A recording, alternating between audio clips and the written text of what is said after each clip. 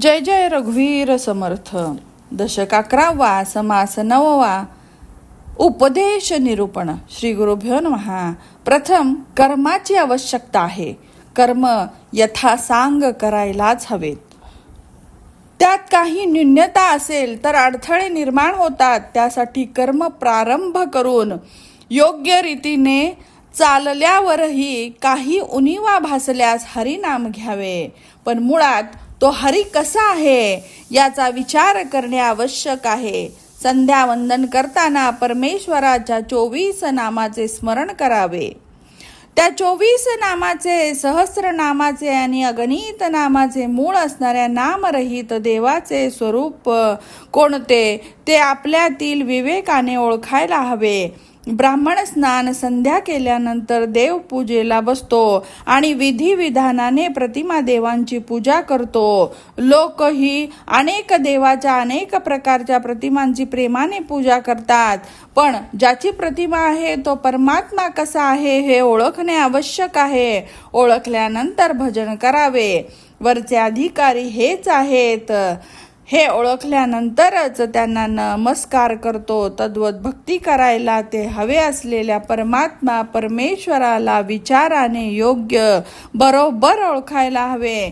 तरच भवसागर ओलांडता येते. विचार केल्यावर असे समजते की प्रतिमेने पूजा करून घेतली तरीही अंतरात्मा अंगात असतो. त्याचप्रमाणे अवतारी पुरुष अवतार कार्य संपवून निज धामाला गेले असले तरीही ते आपल्या निजरूप असलेल्या ज्योतिरूपाने असतात. त्या जगत प्रकाशक ज्ञानाला सत्वगुणाची ज्ञानकला असे म्हणतात. अशा कलेत कोट्यावधी देव आहेत. या अनुभवाच्या गोष्टी जगातील प्रत्यंतर घेऊन पाहायला हव्यात. देहपुरातील ईश पुरुष असे वाटतो, तद्वत जगात जगदीश असतो असे ओळखायला हवे. सर्व शरीर ज्ञानरूपी अंतरकलेने वर्तन करतात म्हणून अंतःकरणात विष्णू आहे असे पाहावे. तो विष्णू प्राणी मात्रातही असतो आणि आपल्यातही असतो. शहाण्यांनी अंतरात्माच करता भोगता आहे हे जाणावे. अंतरात्मा ऐकतो, पाहतो, वास घेतो, चव घेतो, विचाराने जाणून ओळखतो आणि लोकांमध्ये आपण कोण, दुसरे कोण हे जाणतो. आता जगाची जिव्हाळ्याची असलेली जीवनकला एकच असली तरीही तिच्यात लोभ, मोहाचे अडथळे आहेत. देहाच्या संबंधामुळे ती वेगवेगळा अभिमान बाळगते. देहाभिमानानेच प्राणी लाटावर लाटा येतात, तसे जन्मतात, वाढतात, मरतात, मारतात. या चंचल समुद्राच्या चढ उतारात तिन्ही लोक होऊन जातात. हा एकटाच तिन्ही लोक चालवतो म्हणून अंतरात्मा त्रैलोक्या नायकच आहे असे वाटतो. याच्या प्रत्यंतराचा विचार पाहणं. अशा प्रकारे अंतरात्म्याच्या स्वरूपाचे विवरण केले, पण तोही तत्वांमध्येच असतो म्हणून पुढं महावाक्याचा विचार करायलाच हवा. प्रथम देहधारी आत्म्याला जाणून त्यानंतर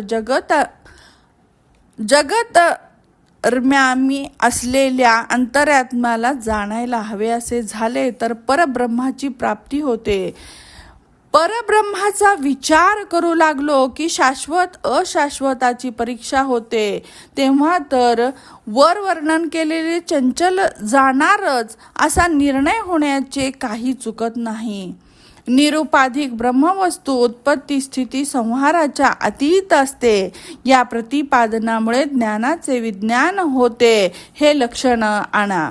ज्ञानामुळे पिंड ब्रह्मांडातील 8ही देवांच्या स्थिती गती समजून निरसन झाल्यावर निरुपाधिक शुद्ध ब्रह्म उरते.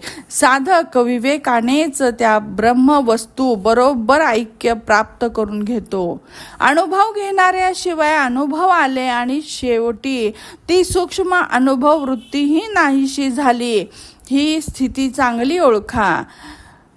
या अंतिम स्थानामध्ये शब्दाने म्हणणे सर्व थांबलेले असते आणि ब्रह्मच आपण हा अनुभवही पाहून सोडलेला असतो व लक्षांशाच्या त्यागाबरोबर सूक्ष्म ब्रह्मानुभव वृत्तीही नाहीशी झालेली असते. इथे श्रीदासबोधे गुरुशिष्य संवादे एकादश दशके उपदेश निरूपणम नाम नवमाः समासः समाप्तः। जय जय रघुवीर समर्थ।